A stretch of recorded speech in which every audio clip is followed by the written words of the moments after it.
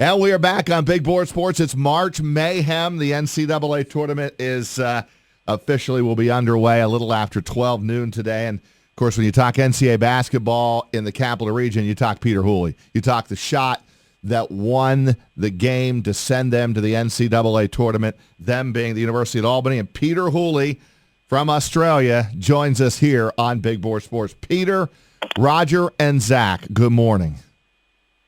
Morning, fellas.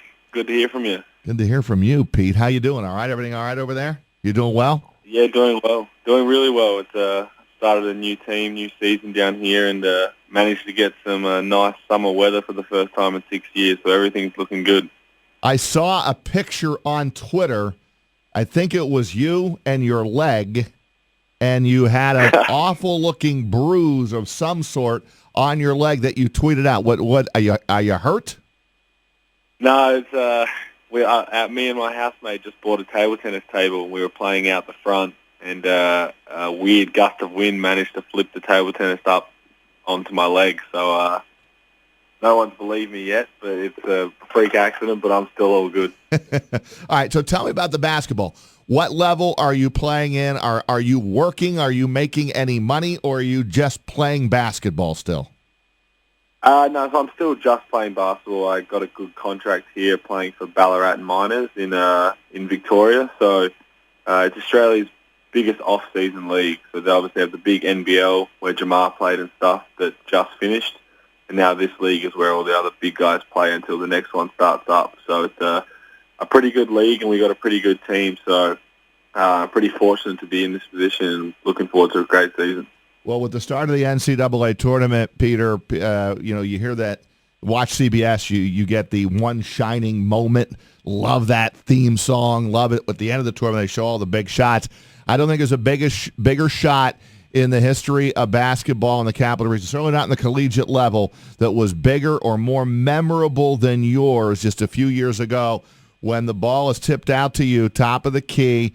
Didn't make a three all game. I think UA was 0 for 10. You knocked down the three on a tip. I think it was tipped by Jamal Warney. Actually got his first hand on it from Stony Brook. Time running out. You nailed the shot, and the rest is history off to the NCAA tournament. How much do you think about that, and especially at this time of the year on a day like today when the NCAA tournament is beginning?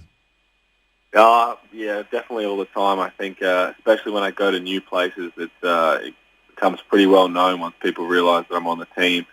We had like a team get together last weekend, and one of the players' fathers or something, one of our managers, put the shot on the TV, and I had to quickly stop it because I prefer to watch the one with you guys as the voiceovers rather than the ESPN guys. So I said this is the better version to get you guys on there. So I had to give you guys a little plug as well, but it's awesome to make sure to remember this because it's something I'll never forget. Peter, obviously you're not too far removed from your college playing days, but especially at a time like right now where Albany is gearing up for a postseason tournament, and of course Vermont is going on to play in the NCAA tournament, how much do you miss playing college basketball? Oh, I miss it every day. I talk to a lot of my friends here who have been to college, a lot of my past teammates. It's something that you sometimes can take for granted while you're there, but just everything about it, and you see, especially around March Madness, if you're lucky enough to have experienced that, you miss it even more. And I was lucky enough to experience it 3 times, and especially watching all these teams win their conference tournament, and then to know that what that experience was on the next level is it's pretty awesome. So I'm definitely jealous of all the teams there now, but luckily I've got some great memories.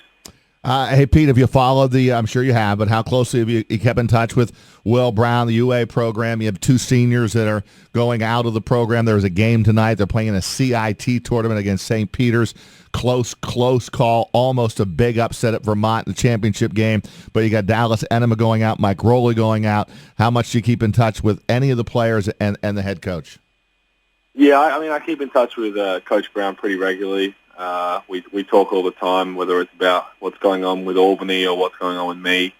And, I keep in touch with, obviously, Dallas and Mike, who are my old roommates and closest friends. We keep in touch a lot. And then any time I can watch one of the games I stayed up about 3:30 in the morning to watch the championship game. I thought we had that in the bag towards the end, but unfortunately time ran out. But I think they did terrific, especially when they started 0-3 in the conference. I think a lot of people ripped them off early, and they got the credit to the players as well as the coaches for hanging in there and being ready down the stretch. But as you said, they're still playing, so they still have something to play for, so hopefully they can send Mike and Dallas out the right way. Have you been back at all? There was a rumor that you were in New York City not that long ago because somebody had said, hey, you might have a special halftime guest, you and Chris Honorado on ESPN3, and it might be somebody you know named Peter Hooley, but it never happened. Yeah, so I decided something was going on in England that wasn't in my predicament over there. It wasn't very good for me, so I decided to leave there and head back here because this opportunity arose, but they gave me too short of a turnaround. They actually gave me and my partner 4 hours to get out of Plymouth, where I was. So everything was rushed with flights and stuff, and by the end it just didn't work out to try and get up there. But I had planned whenever I was going to leave England to get up there and see a game, but unfortunately it didn't work out. All right, well, perhaps in the future we will. Hopefully, you can make that happen. We would love to see your shot, and the memory, and obviously in memory of your mom will live on forever. Peter Hooley, we appreciate a few minutes. Great hearing from you, and you can wish my partner Zach bye well because this is his last day. He's off to Denver, so we'll have to keep in touch with Zach in Denver.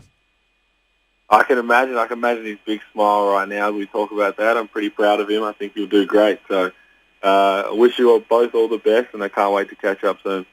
Peter, thanks again, man. Go get some sleep. Will do. Thanks, Will. That's Peter Hooley. It's 1 a.m. in Australia or thereabouts. So he's about ready to get some sleep.